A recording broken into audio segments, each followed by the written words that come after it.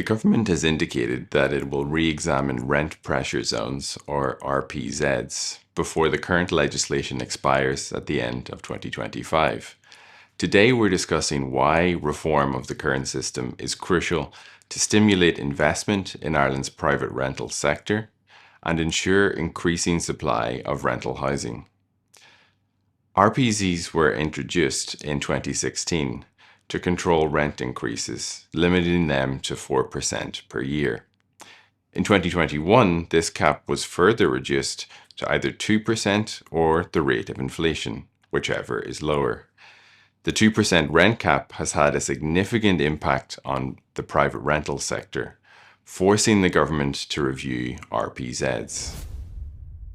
Let's start with key takeaways. Firstly, rent controls coupled with higher interest rates and build cost inflation have significantly constrained apartment construction, particularly in the private rental sector. Apartment construction in Ireland in 2023 and 2024 was dominated by forward sales of cost rental unit or social housing units to the Land Development Agency or approved housing bodies, with little investment in the private rental sector. The impact on investment has been significant. Investment in private rental sector housing has declined sharply, falling from 1.8 billion in 2021 to just 166 million in 2024.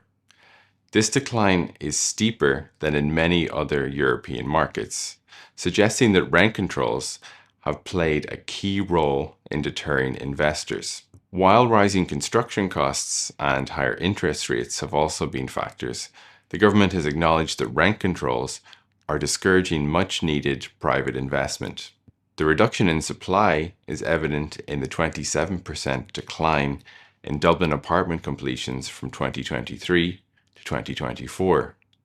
As there is a lag between investment and completions, the extent of the decline will become even more evident in 2025 and 2026.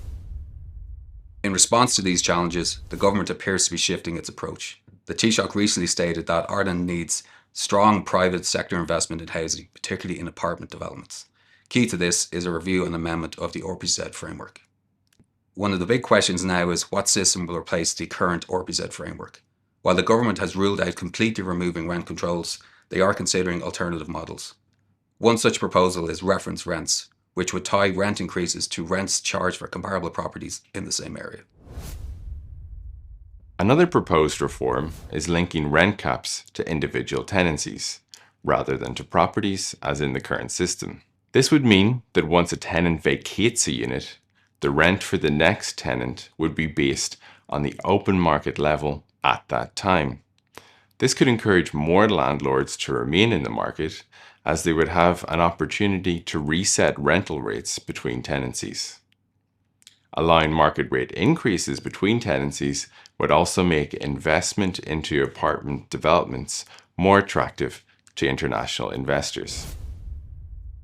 So what does this mean for the private rental sector in Ireland? If RPZs are reformed in a way that encourages private investment, we should see renewed interest from institutional investors, particularly in apartment developments. That said, the overall outlook will also depend on other factors, like stable construction costs, a stable interest rate environment, and possibly a more favourable tax regime. The gradual implementation of the Planning and Development Act in 2025 and 2026 should also improve market confidence. While the path forward is still uncertain, one thing is very clear. Certainty itself is key for investors and developers looking to commit capital to Ireland's housing market. If you're an investor, lender, or developer looking for expert insights on PRS financing, our apartment forward sales team is here to help.